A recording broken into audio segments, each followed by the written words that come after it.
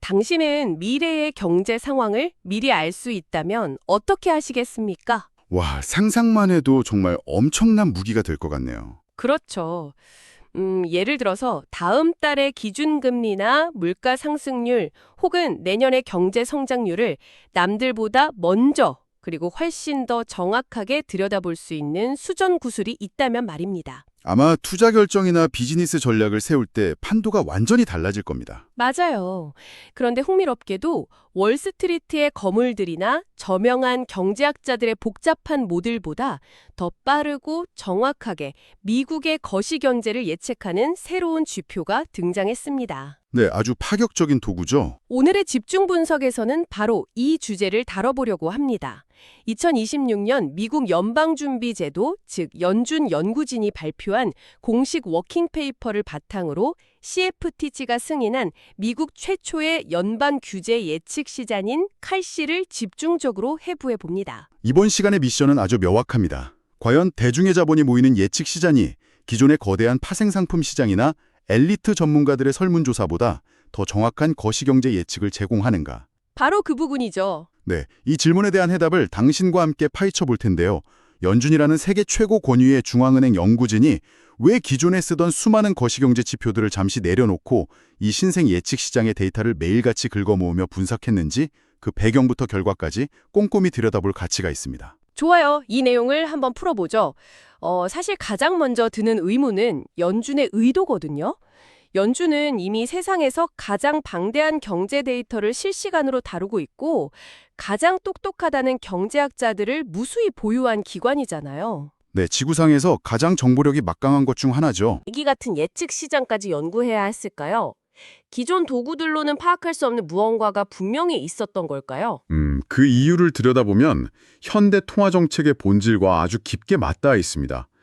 오늘날 중앙은행의 통화정책은 단순히 회의실에 모여서 금리를 몇 퍼센트로 올리고 내릴지 결정하는 기계적인 작업이 아니거든요. 아, 단순히 숫자 맞추기가 아니라는 거군요. 맞습니다.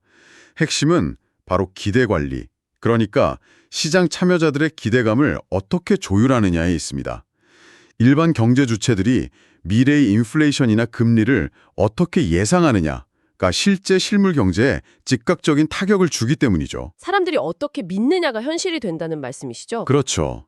만약 사람들이 내일 물가가 오를 것이라고 굳게 믿으면 오늘 당장 물건을 사재기할 것이고 이는 정말로 물가를 끌어올리는 자기 실현적 결과를 낳게 됩니다. 아, 그래서 연준 입장에서는 시장의 진짜 기대를 실수간으로 읽어내는 게 생존 문제일 수밖에 없겠네요. 네. 사람들의 머릿속에 있는 인플레이션에 대한 두려움이나 기대감을 정확한 수치로 뽑아내는 고성능 체온계가 간절히 필요했던 겁니다. 그렇다면 기존에 쓰던 체온계들, 예를 들어 전문가 설문조사나 기존 파생 상품들은 한계가 명확했다는 뜻으로 들립니다. 구조적인 한계가 아주 뚜렷했죠. 우선 설문조사는 반응 속도가 너무 느립니다. 이메일 돌리고 답변 취합하는데 시간이 꽤 걸리니까요. 근데 이코노미스트들에게 이메일을 돌리고 답변을 모아서 평균을 내고 발표할 때쯤이면 시장은 이미 간밤에 터진 새로운 뉴스에 반응해서 저 멀리 도망가 버린 상태거든요. 깃북을 치게 되는 셈이네요. 그럼 실시간으로 움직이는 금융시장 데이터는 어떤가요? 거기도 구멍이 있었나요? 거기도 치명적인 단점이 발견됩니다. 대표적으로 연방기금 금리 선물 시장이 있는데 이건 시장이 예상하는 평균값만 덩그러니 제공한다는 문제가 있습니다. 평균값만 제공한다는 게 왜 문제가 되는지 바로 와닿지가 않는데요. 시장 전체가 예상하는 평균 금리가 예를 들어 3.5%라고 한다면 그것만으로도 충분히 의미 있는 지표 아닌가요? 겉보기엔 충분해 보이죠?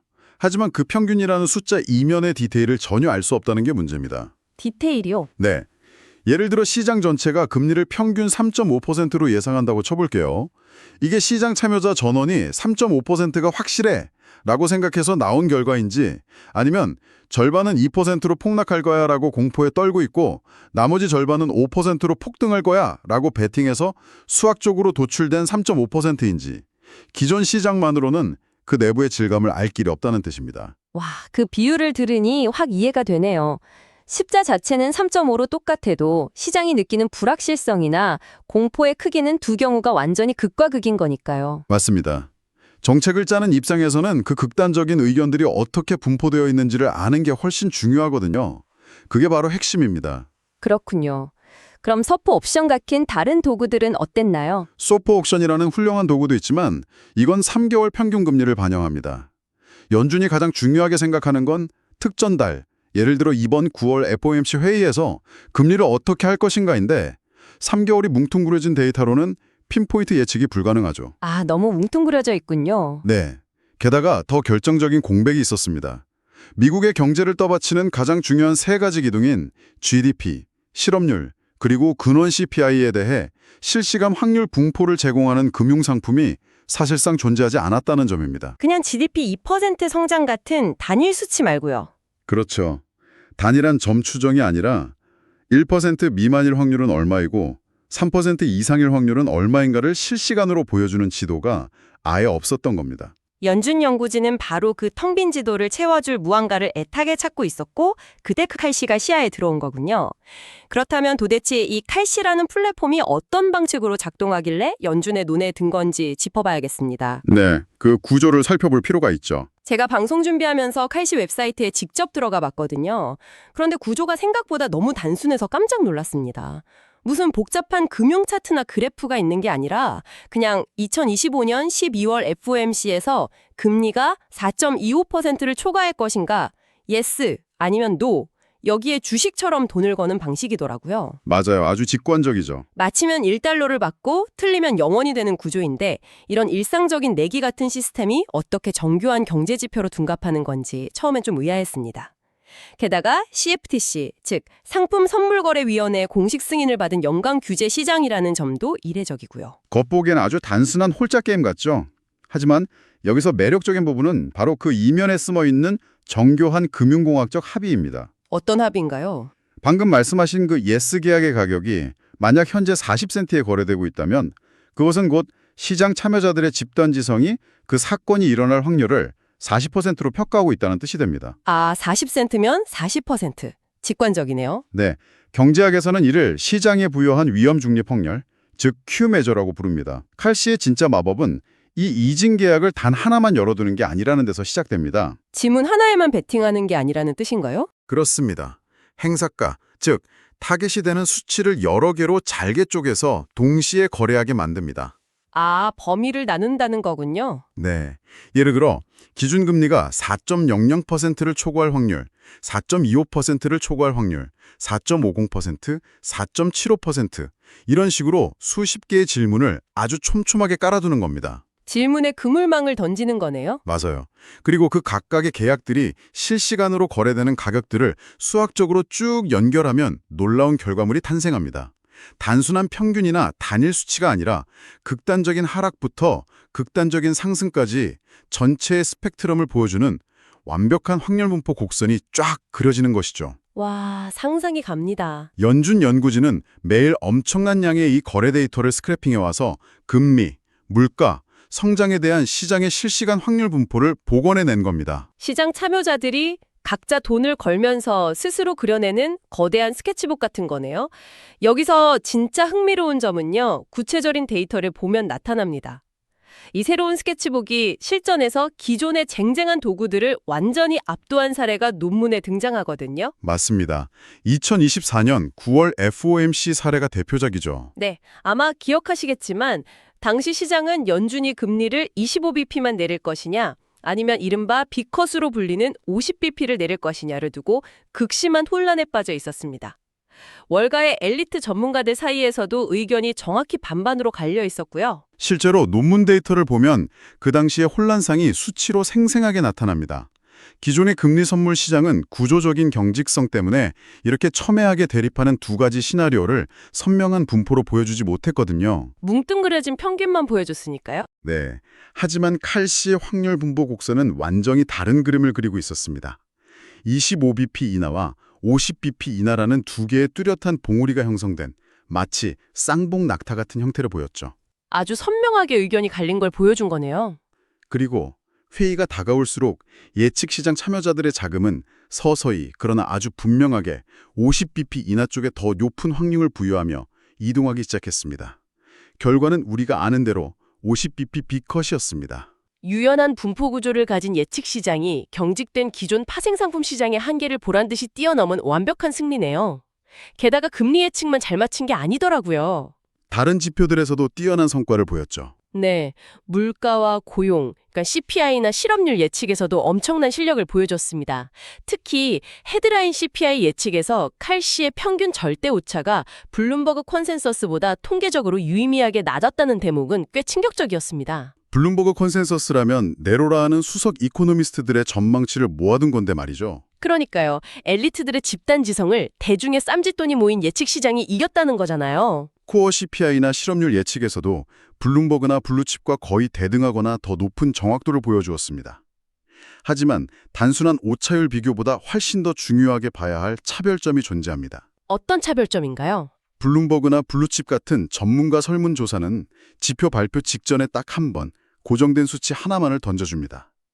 반면 칼시는 발표일로부터 무려 50일 전부터 연속적인 예측 분포를 매일 초 단위로 업데이트해서 보여주죠.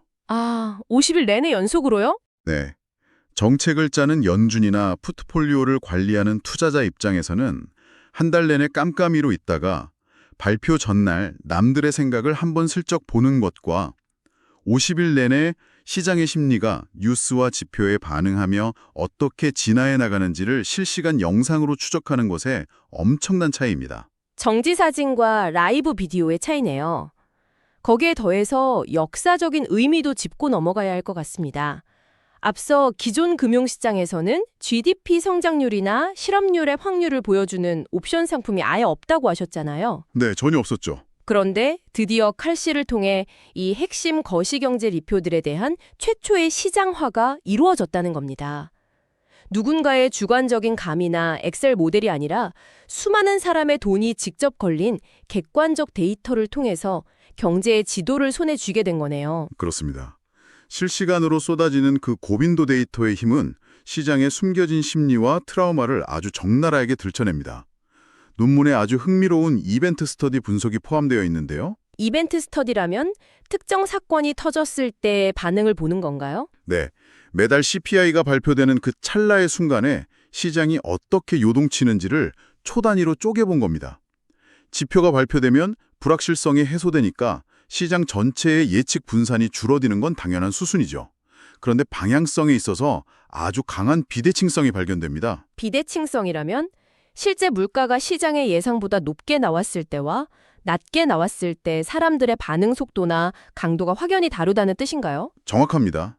시장은 물가가 예상보다 낮게 나온 하방 서프라이즈에는 상대적으로 차분하고 무덤덤하게 반응합니다. 금리 예측치도 아주 천천히 조금만 내려가죠. 생각보다 침착하네요. 유령에 호되게 당했던 시장 참여자들이 여전히 물가 상승이라는 상방 리스크를 얼마나 깊이 두려워하고 있는지가 이 데이터 움직임에 고스란히 찍혀 있는 겁니다. 사람들의 공포와 트라우마가 숫자로 실시간 중계되는 셈이네요. 그리고 연준의 소통 방식에 따라 시장이 반응하는 패턴도 정말 인상 깊었습니다. FOMC 회의가 끝나는 날 정책 성명서가 텍스트로 딱 발표되는 순간을 분석했던데요. 네, 그 부분도 아주 재미있죠? 신기하게도 지침이 명확히 나왔는데 오히려 예측의 분산이 확 커져버리더라고요. 시장이 더 혼란스러워하는 것처럼요. 텍스트 문구에 미묘한 뉘앙스를 두고 시장 참여자들끼리 이게 매파적인 거야, 비둘기파적인 거야 하면서 해석에 혼란을 겪기 때문입니다. 하지만 그로부터 정확히 30분 뒤 연준 의장의 기자회견이 시작되면 상황이 대반전됩니다. 의장이 마이크를 잡는 순간이요? 네, 의장이 직접 마이크를 잡고 기자들의 질문에 육성으로 답하며 정책의 배경을 설명하기 시작하면 금리 분포의 외도, 즉 한쪽으로 극단적으로 쏠려있던 혼란스러운 왜곡 현상이 거짓말처럼 급격히 감소합니다. 싹 정리가 되는 거네요? 그리고 시장은 예쁜 종 모양의 분포를 그리며 방향성을 안정적으로 잡아갑니다. 결국 텍스트 한 장 툭 던지는 것보다 복잡하더라도 직접 소통하고 설명하는 과정이 시장의 불안을 잠재우는데 훨씬 강력한 힘을 발휘한다는 뜻이네요.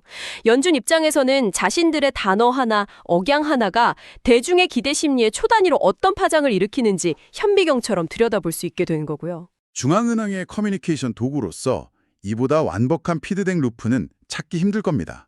그런데 여기까지 듣다 보니 한 가지 강한 의문이 듭니다. 아까 기존 시장의 한계로 소프 옵션을 언급하셨는데 어쨌든 거긴 기관 투자자들의 천문학적인 자금이 굴러가는 곳이잖아요. 상대적으로 개인들의 쌈짓돈이 섞인 칼시가 어떻게 거대 금융시장보다 더 정확할 수 있다는 건지 궁금합니다. 충분히 가질 수 있는 의문이죠. 논문에 등장하는 2025년 4분기의 엇갈린 예측 사례를 중심으로 설명해 주시면 좋겠습니다. 이때 두 시장이 완전히 정반대의 시그널을 보냈었죠. 아주 핵심적인 반론이자 이 논문이 깊이 파고든 지점입니다. 2025년 4분기 무렵의 금리 향방을 두고 소프옵션 시장의 데이터는 연준이 금리를 동결할 것이다 라는 쪽에 가장 높은 확률을 두고 있었습니다. 네. 반면 같은 시기 칼시의 예측 분포는 25bp 이하의 가장 많은 무게를 싣고 있었고요. 기관들의 거대한 모델과 대중의 집단지성이 정면으로 충돌한 건데 왜 이렇게 완전히 다른 결과가 나온 걸까요? 이걸 더 큰 그림과 연결해보면 쉽게 이해가 됩니다. 파생상품 시장이 가진 태생적인 구조적 짐을 알아야 하거든요. 소프옵션은 거대 은행이나 헤지펀드 같은 거대 기관들의 놀이터입니다. 이들은 단순히 금리의 방향성을 맞춰서 돈을 벌려고 이 시장에 들어오는 게 아닙니다. 그럼 무슨 목적으로 들어오는 건가요? 자신들이 쥐고 있는 거대한 포트포리오를 거시경제의 충격으로부터 방어하기 위한 회지 수요, 즉 일종의 보험가인 목적의 자금이 엄청나게 섞여 들어갑니다. 아, 순수하게 금리가 어떻게 될까를 예측하는 게 아니라 금리가 이쪽으로 튀면 우리 회사 망하니까 미리 방어벽을 쳐두자 이런 목적의 돈이 섞인다는 거군요. 맞습니다. 거기에 한 가지 문제가 더 꼬여 있습니다. 소퍼는 기본적으로 국채를 담보로 돈을 빌리는 레포 시장의 금리입니다. 연준이 실제로 조준하는 정책금리인 실효 연방기금 금리, 즉 EFFR과는 성격이 다르고 둘 사이에 일정한 괴리, 스프레드가 존재하죠. 금지 종류가 달라서 생기는 차이군요. 평소엔 괜찮지만 시장에 유동성 경색이 오거나 기관들이 시스템 리스크를 느끼면 이 스프레드가 미친 듯이 요동을 칩니다. 결국 소퍼 옥션 데이터에는 연준의 정책에 대한 순수한 예측에 더해서 기관들의 방어적 해치 수요와 금리 간의 기술적 스프레드라는 노이즈가 잔뜩 끼게 되는 겁니다. 예측치가 심각하게 왜곡될 수밖에 없네요. 반면 칼시는 FOMC에서 타겟 금리를 얼마로 설정할 것인가라는 질문 자체에 직접 연동되어 있기 때문에 중간에 끼어드는 노이즈 없이 훨씬 직관적이고 순수한 예측만 모일이 됩니다. 기관들의 복잡한 셈법이나 꼬인 구조가 없으니까 오히려 타점을 정확히 때릴 수 있다는 설명이네요. 하지만 학자들의 의심이 여기서 끝났을 리 없습니다. 탈시가 더 직접적이라고는 해도 어쨌든 사람들이 진짜 자리돈을 걸고 하는 건데 혹시 도박꾼의 심리나 과도한 리스크 프리미엄 때문에 데이터가 오염되진 않았을까 이런 질문이 당연히 따라오지 않나요? 훌륭한 지적입니다. 방금 말씀하신 그 도박꾼의 심리가 개입되면 예측 도구로서의 생명은 끝납니다. 시장이 부여한 위험 중립 확률, 아까 말씀드린 Q 매저가 현실 세계에서 진짜로 일어날 물리적 확률과 너무 크게 동떨어지면 안 되니까요. 사람들이 돈을 잃을까봐 공포에 질려서 극단적인 방어 베팅을 하거나 비이성적으로 흥분해서 과도한 베팅을 했다면 확률이 심하게 찌그러졌겠죠. 그래서 논문을 보니까 아주 복잡해 보이는 PIT 테스트, 즉 확률적분 변환 검증이라는 걸 돌려봤더라고요. 이게 쉽게 말해 어떤 검증을 한 건가요? 아주 직관적으로 풀어서 설명해 드리겠습니다. 시장 참여자들이 이 사건이 일어날 확률은 30%야 라고 돈을 걸었을 때 시간이 지나고 현실 세계를 추적해보니 진짜로 딱 10번 중 3번꼴로 그 사건이 일어났는지를 수학적으로 깐깐하게 검증해 본 겁니다. 베팅한 확률과 실제 발생 확률을 대조해 본 거군요. 네, 만약 시장의 리스크 프리미엄이나 도박 심리가 잔뜩 껴서 한쪽으로 심하게 쏠려 있었다면 이 테스트의 결과 곡선이 엉망진창으로 찌그러졌을 겁니다. 그런데 검증 결과 칼시의 예측 분포는 놀랍게도 이상적인 균등 분포에 아주 완벽하게 근접하는 모습을 보였습니다. 그 말은 즉 30%라고 베팅한 건 진짜 30% 확률로 일어났고 80%라고 확신한 건 진짜 80% 확률로 일어났다는 거군요. 바로 그겁니다. 예측 시장 참여자들이 쫄아서 베팅하거나 흥분해서 오버하는 식의 리스크 프리미엄 왜곡 현상이 적어도 이 칼시 시장 내에서는 거의 존재하지 않았다는 뜻이네요. 대중의 집단지성이 매우 합리적으로 작동하고 있다는 걸 학술적으로 도장을 쾅 찍어준 셈입니다. 대중의 돈이 모인 시장이 그 어떤 엘리트 집단의 모델보다 빠르고 효율적으로 정보를 가격에 반영하고 있다는 강력한 증거가 도출된 겁니다. 사실 저는 이 다음 파트가 가장 인상 깊었습니다. 예측 시장이 가진 진정한 파비력, 기존 지표들이 절대 보여주지 못하는 숨겨진 공포를 포착해내는 능력 말입니다. 2025년 초에 칼시 데이터 내부에서 감지됐던 기이한 움직임을 돌아볼 필요가 있습니다. 네, 그 당시 상황이 아주 극적이었죠. 당시 신문 기사나 겉보기 거시 지표들은 꽤 평온하고 낙관적이었는데 칼시 내부에서는 뭔가 심상치 않은 경고음이 강하게 울리고 있었잖아요. 그 시기에 꼬리 리스크, 이른바 테일 리스크의 움직임이 아주 독특한 양상을 띠었습니다.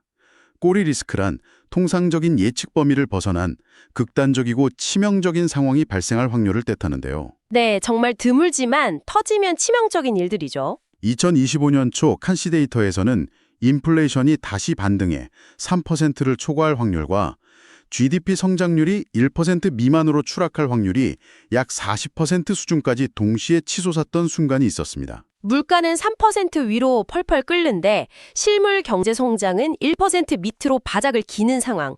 이거 한 단어로 요약하면 경제학에서 가장 무서워하는 병인 스태그플레이션이잖아요. 그렇습니다.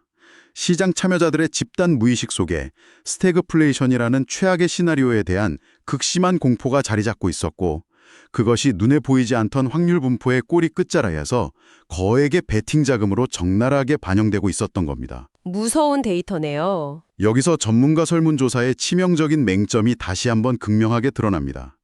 유명한 설문조사들은 대부분 가장 그럴듯한 중심 예측치가 무엇이냐에만 초점을 맞추거든요.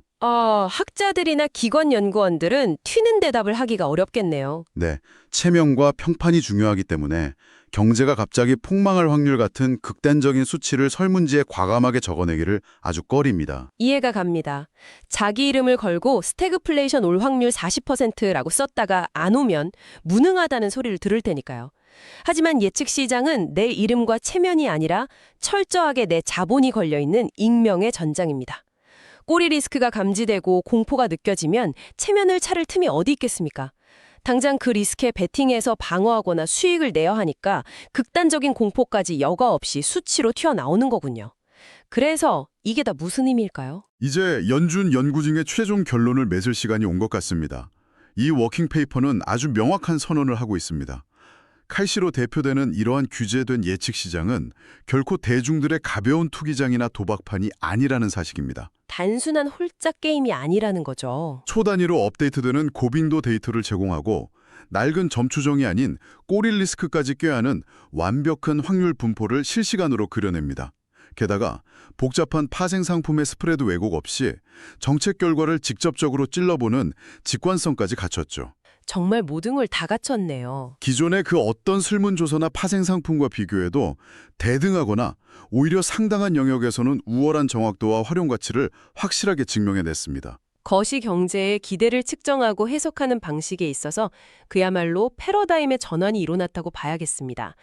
더 이상 한 달 전에 찍힌 낡고 흐릿한 사진이나 노이즈가 잔뜩 낀 복잡한 엑셀 모델에만 의존할 필요가 없어진 거니까요.